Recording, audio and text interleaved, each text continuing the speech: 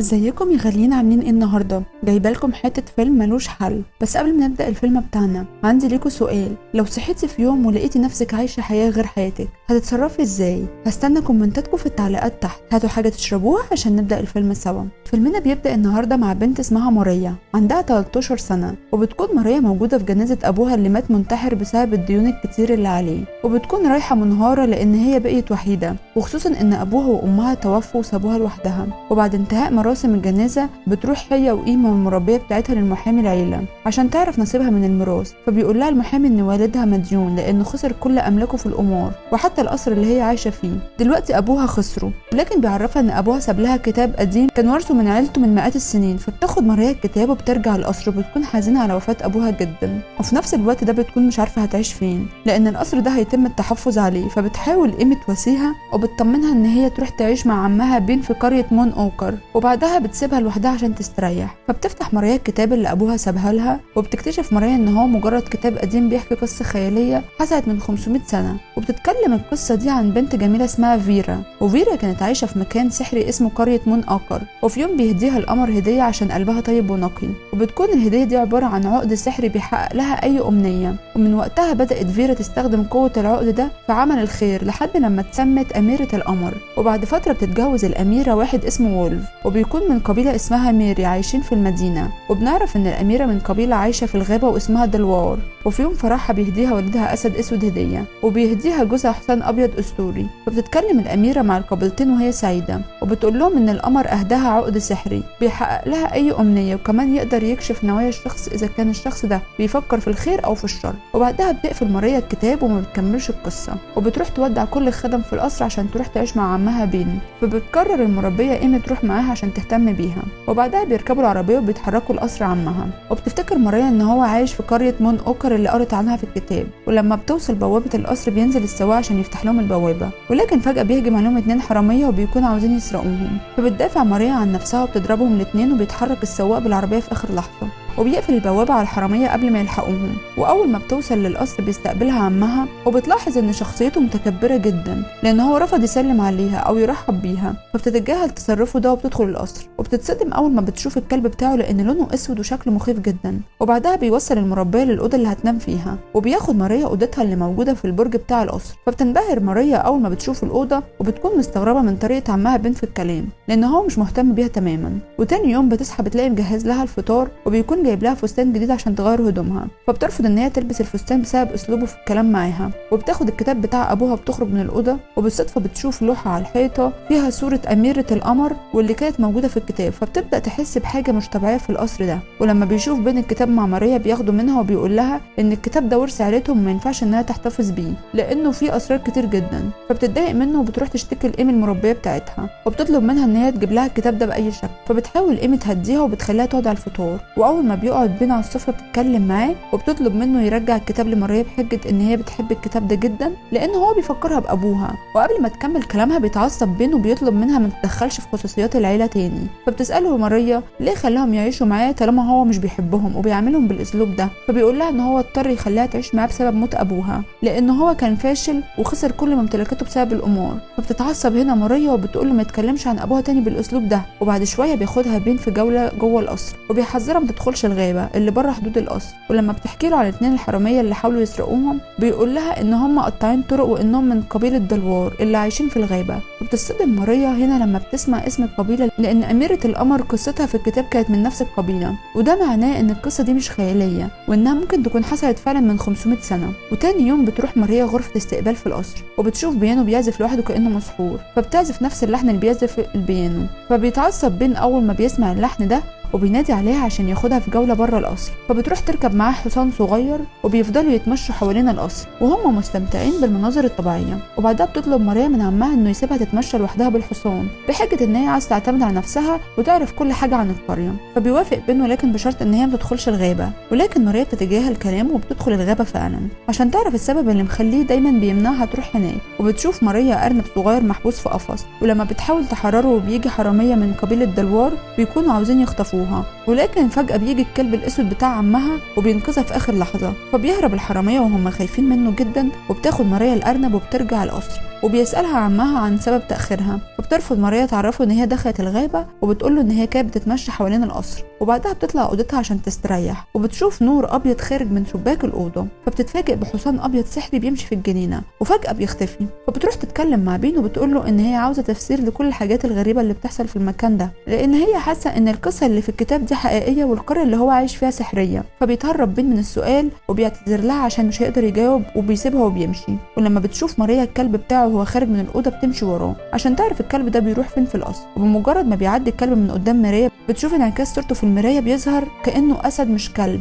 فبتفتكر هنا ماريا ان هي شافت الأسد الأسود في القصة الخيالية بتاعة الكتاب وتتأكد ان القصة دي مرتبطة بالقصر. وبعدها بتكمل مشي ورا الكلب لحد لما بتوصل للمطبخ وبتقابل سكار الطباخ بتاع القصر. بتلاحظ ان تصرفاته غريبة وانه عنده قدرة سحرية بيقدر ينتقل من مكان بسرعة خارقة. فبيقول لها سكار ان السحر رجع للقصر مرة تانية بشكل تدريجي من ساعة ما هي وصلت للقصر، وده معناه ان هي أميرة القمر الجديدة. وبيعرفها ان هي لو عاوزة تفهم كل حاجة بتحصل لازم تقرا القصة اللي في الكتاب بالكامل عشان فيها كل اسرار عيلتها. ولما بتقوله ان عمها بين اخذ منها الكتاب بيعرفها ان الكتاب موجود في المكتبة عادي. فبتروح ماريا تدور على الكتاب في المكتبة لحد لما بتلاقيه وبتقعد تكمل قراية القصة عشان تعرف كل حاجة حصلت لأميرة القمر. فبتكتشف ان والد الأميرة وجوزها طمعوا في العقد السحري وكانوا عاوزين يسرقوا منها عشان يحققوا كل امنياتهم وبيستخدموه لتحقيق رغباتهم الشخصية. وبسبب طمعهم ده بتقرر الأميرة تستخدم سحرها وبتتم لعنة قرية مون أكر وبتعرفهم ان القرية هتتدمر بعد القمر ال5000 ومحدش من سكان القرية هيقدر يخرج منها ابدا لحد لما تظهر أميرة القمر الجديدة وتحررهم من الطمع والجشع اللي جواهم. ولما بتخلص القصة بتروح ماريا تتكلم مع سكار الطباخ وبتعرفه ان هي قرأت القصة كلها ومش مستوعبة ان هي حقيقية. فبيقول لها ان هي أميرة القمر الجديدة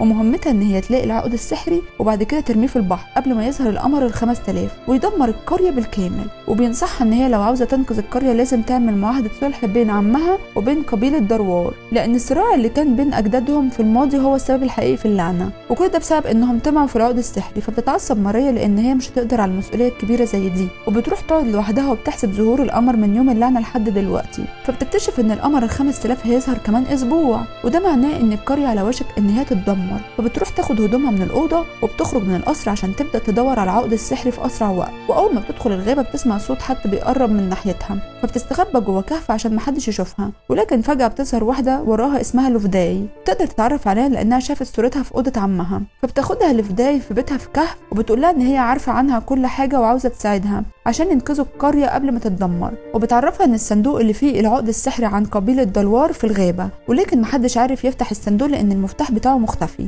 ومحدش يعرف مكانه. فبتفتكر ماريا إن هي شافت المفتاح في الكتاب وبتطلب من لوفداي إن هي توديها قبيلة دلوار عشان تسرق منهم الصندوق. فبتوصلها لوفداي للقصر بتاع القبيلة وبعد كده بتسيبها وبتمشي. فبتضطر ماريا تدخل القصر لوحدها ولكن الحراس بيشوفوها وبيقبضوا عليها وبيودوها لروبرت زعيم القبيلة فبتديله مفتاح الصندوق مقابل إنه يحررها. ولكنها بتتفاجئ إن روبرت بيقول لها إن الصندوق فاضي ومفيهوش العقد السحري وبيعرفها إن عيلتها حرامية وهم اللي سرقوا العقد من مئات السنين. فبيأمر رجالته يحبسوها في زنزانة لوحدها وبتحاول ماريا تدور على أي طريقة عشان تهرب من المكان. وبالصدفة بتشوف الحصان السحري اللي دايما بيظهر لها فبتقلع الفستان بتاعها وبتعلقه على فتحة السقف عشان تشتت الحراس وتخليهم يفتحوا الزنزانة عشان تهرب. فأول لما بيشوف الحارس الفستان على السقف بيفتكر إن هي هربت وبيفتح الزنزانة عشان يتأكد. فبتستغل ماريا الفرصة وبتهرب من السجن ولكن لسوء الحظ بيشوفها كل الحراس وبيبدأوا يجروا وراها لحد لما بيحاصروها قدام السور بتاع القصر. فبيجي روبن ابن زعيم قبيلة دلوار وبيطلب منها تسلم نفسها لأن السور عالي ومش هتقدر تهرب. ولكن بعد تفكير بتقرر إن هي تهرب بأي شكل عشان تنقذ القرية.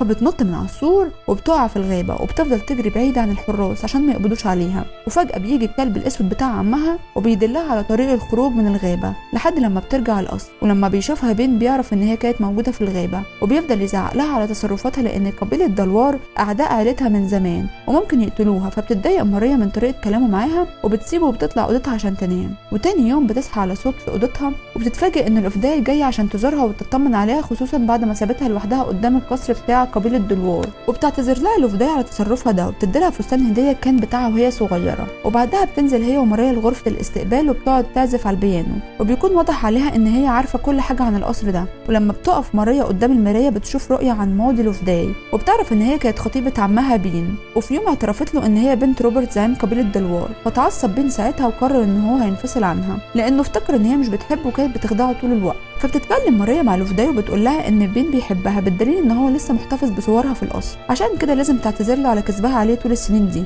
ولما بتلاقي لوفداي رفضت تعتذر بتقول لها ماريا ان سبب العداوه اللي بين العيلتين هو الكبرياء، لانهم هما الاثنين غلطانين ومع ذلك ما عندهمش الشجاعه ان هم يعترفوا بغلطهم ويعتذروا. وماريا وهي طالعه اوضتها بتشوف مساعده عمها بتشيل لوحه اميره القمر، واول ما تبص على اللوحه بتجيلها رؤيه عن الاميره وبتكون بتشاور لها وبتعرفها ان العقد السحري موجود في نفق صغير جوه شجره كبيره في الغابه. فبتحكي للخدم اللي هي شافته وبتقول لهم ان هي لازم تجيب العقد باسرع وقت لان القمر قرب يظهر وهيدمر القريه كلها. فبيقترح عليها الطباخ سكار ان هي تطلب المساعده من روبن ابن زعيم قبيله دلوار لان هو الوحيد اللي عارف كل حاجه في الغابه. فبترفض ماريا في البدايه لان روبن كان بيطاردها وعاوز يخطفها، ولكنها بتضطر ان هي تروح الغابه عشان تطلب منه المساعده وتنقذ القريه. وقبل ما بتمشي بتدي الخدم جوابين يوصلوهم لعمها بين وحبيبته لوفداي على اساس ان هما اللي كاتبين الجوابات لبعض عشان يرجعوا لبعض. ولما بيوصل لهم الجوابات دي بيكونوا هما الاثنين مبسوطين جدا وبيجهزوا نفسهم عشان يتقابلوا. وفي نفس الوقت ده بيكون روبن في الغابه وبيقع في الفخ بتاع ماريا اللي عاملاه عشان تجبره يساعدها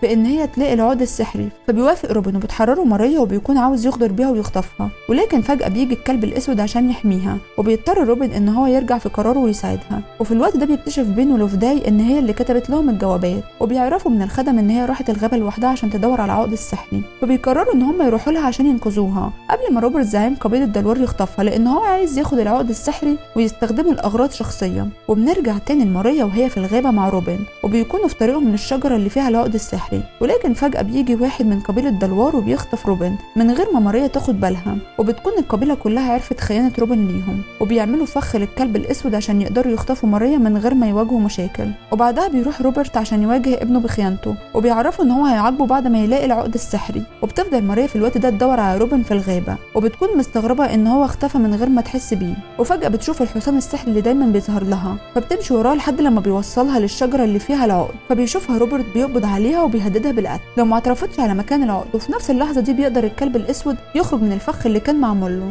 وبينقذ روبن من جنود قبيله دلوار. وبيتحركوا هما الاثنين عشان يلحقوا ماريا وبيضرب الجنود نار على الكلب وبيقتلوه. وبيضطر روبن يكمل طريقه لحد لما بيوصل لماريا وبينقذها من والده وبيهربوا هما الاثنين وبيدخلوا النفق اللي تحت الشجره. فبتدخل ماريا بيت صغير في النفق وبتلاقي العقد السحري في رقبه تمثال اميره القمر، ولسوء الحظ بيعرف الجنود مكانها وبيكونوا عاوزين يقبضوا عليها وياخدوا منها العقد. فبتضطر انها تهرب بسرعه من المكان وبيروح بين يواجه روبرت وبيكون عاوز يتخانق معاه عشان فاكر ان هو خطفها. فبتيجي ماريا وبتمنعه وبتقول له ان القمر الاخير ظهر ولازم تنقذ القريه قبل ما تتدمر. فبترمي العقد في البحر عشان تضحي بيه وتثبت للقمر ان هي مش طمعانه في قوته السحريه، ولكن العقد بيرجع لها مره تانية. فبتقرر ان هي تقطعه وبترمي اللؤلؤ بتاعه في البحر فبيرجع لها اللؤلؤ تاني وبيلزق في الفستان بتاعها. فبتفهم ماريا ان الحل الوحيد لانقاذ القريه من الدمار هو انها تضحي بنفسها وبتنط في البحر بكل شجاعه. وبيكون عمها مصدوم بسبب اللي عملته ده، واول ما بينزل اللؤلؤ في قاع البحر بتبدا اللعنه تفك عن القريه وبتتحول الامواج لاحصنه وبيكون في واحد منهم شايل ماريا